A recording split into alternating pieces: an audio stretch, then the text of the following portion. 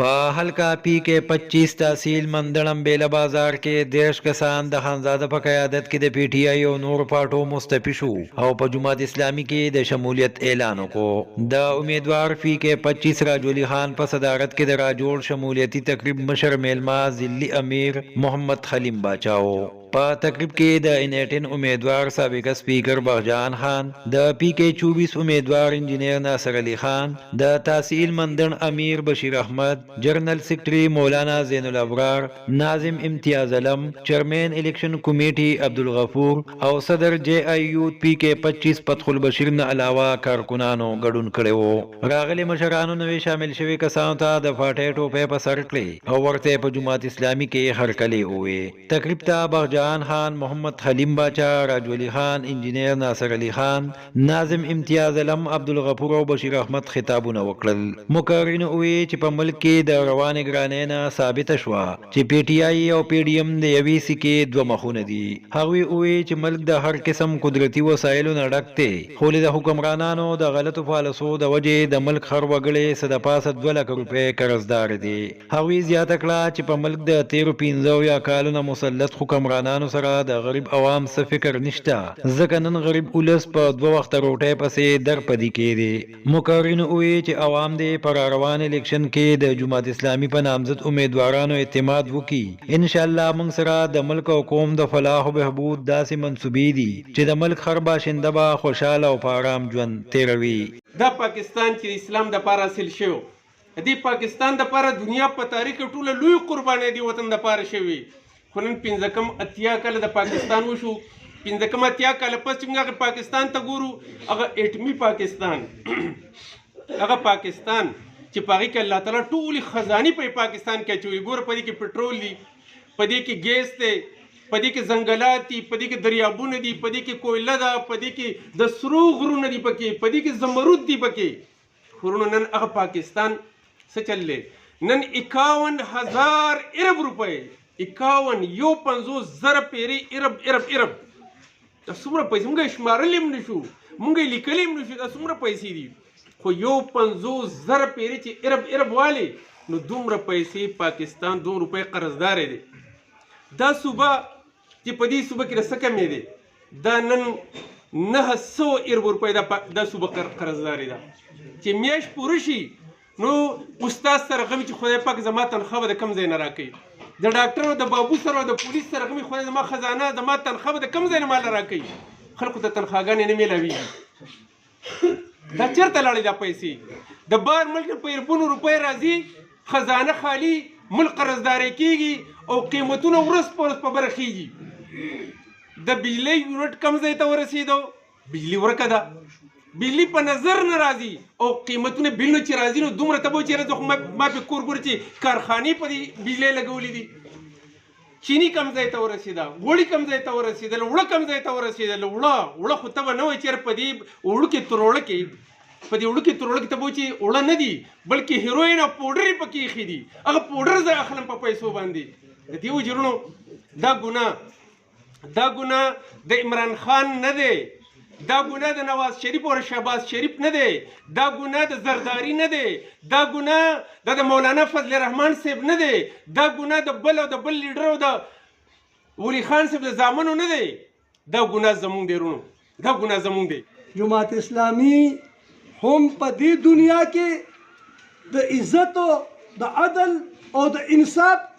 او د قرآن او د سنت د نفاذ لپاره جدوجہد کوي او هغه ایجنډا ده چې هغه یعنې مطلب دا دی دلته په دې دنیا کې خو به لږه په کار راځي خو چې کله یعنې مطلب دا دی دا دنیا ختم شي او کله د قبر ژوند شروع شي او بیا هغه نه ختمېدونکی ژوند شروع شي زما د په خدای قسم چې د هغې د فلاح د هغې د کامیابۍ خبرې کوي ځکه موږ تاسو ته دا وایو چې په نورو ډلو او په جماعت اسلامي کې د ځمکې او د اسمان فرق دی او زه دا نه وایم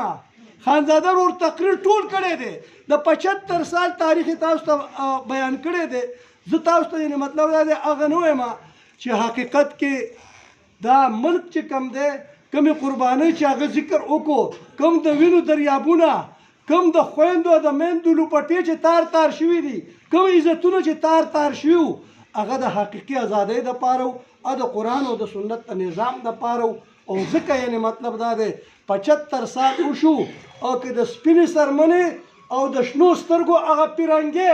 مطلب دا دی د دې ملک نه تللی دی خو د خړو سترګو او د تورو سرمنو د هغې یعنې مطلب دا دی غلامان او تربیت یافته خلک هغه یې دلته پرېښی او یې ځکه لالا لالا ګل په کته ځي. نن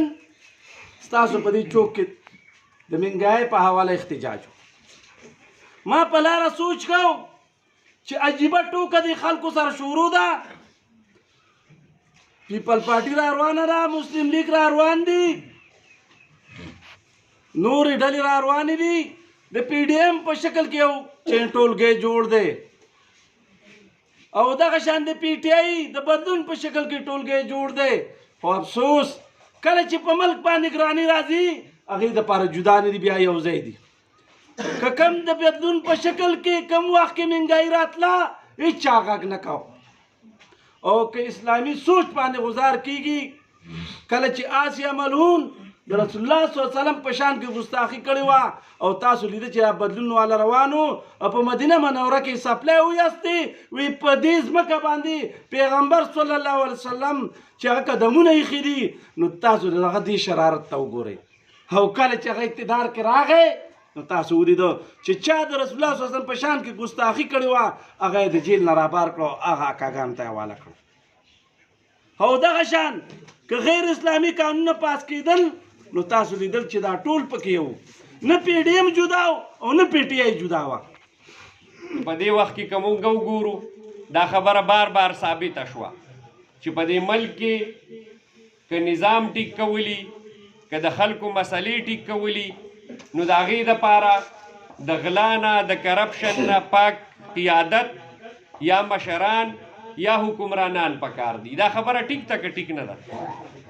او دا خبره هم ثابته ده چې د حکومت او د واک او د اختیار نه بغیر څه نه کیږي.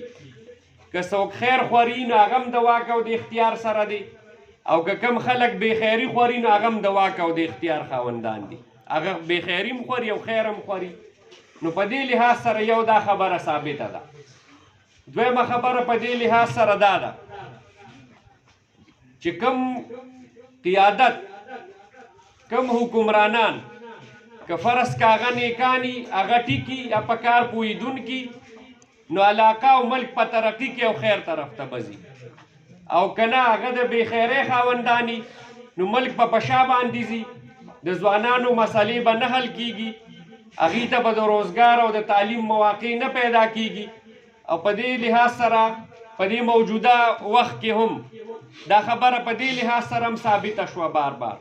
چې دلته په مختلفو نارو خلک رالو، حکومتونه یې وکړو د روټي کپړه مکان په نوم، د قوم پرستۍ په نوم او دغسې د نوي پاکستان او د تبدیلۍ په نوم. نو د دې حکومتونو نه هم دا خبره ثابته شوه بار بار چې د دغې حکمرانانو سره هم نارې خو یې خوږې موږ ته ولګولې، خبرې ښکلې موږ ته وکړې او هر سیاسي پارټي هر سیاسي قیادت هغه چې خبره کی نو دا خبره کی چې زمونږ حکومت که راغی نو موږ به خیر خورو، داسې هېڅوک نه وي چې موږ به بې خیري خورو، داسې خو ده که نه. خو لہذا چې کله راشي نو بیا د عمل او د کردار نه پته ولګي. اجتماعي توبه به وباسو د ګناه نه، اجتماعي بحیثیت قوم چې موږ توبه نه وکړي که نه، قوم چې موږ توبه نه وکړي والله که رب هم معاف کړي، بس والله که رب هم معاف کړي که چېرې موږ اجتماعي طور توبه نه وکړي ځکه چې موږ ډېر لوی ګناهونه کړي دي، موږ ډېر لوی فسادونه کړي دي، موږ د رب ذوالجلال سره او د هغه د پیغمبر سره جنګ کړی دی. نو چې ته د رب ذوالجلال سره نو ستا د هغه د جنګ سمیش ته دی خو دیوال له سر را پرېږدی که نه نو ظالمه ولې خپل سر ماتی؟ دا د بلاکونو او د خښتې پوخ دیوال دی نو ولې پې دا سر ماتی؟ ما تا دیوال له سر را پرېښی. نو ملګرو اجتماعي معافي به را غواړو د رب ذوالجلال نه او دا په 2023 کې چې کوم انتخابات دي که نه په دې پسې به دا قوم را پاسوئ، دا زلمی به را پاسوئ، خپل کور کې به زنانم را پاسوئ ځکه چې دا جنګ یوازې زما د وس خبره نه ده او زما د بس خبره نه ده. دا جنگ چې څوم په خپل کپری نه اغستی او په څوم په خپل سر نه اغستی. او بله خبره هم کومه دا زما حکم نه دی دا د رب ذوالجلال حکم دی. هغه فرمایي زه د هغه کوم حالات نه بدلوم چې تر څو پورې هغه د خپلو حالاتو د بدلولو کوشش نه دی کړی.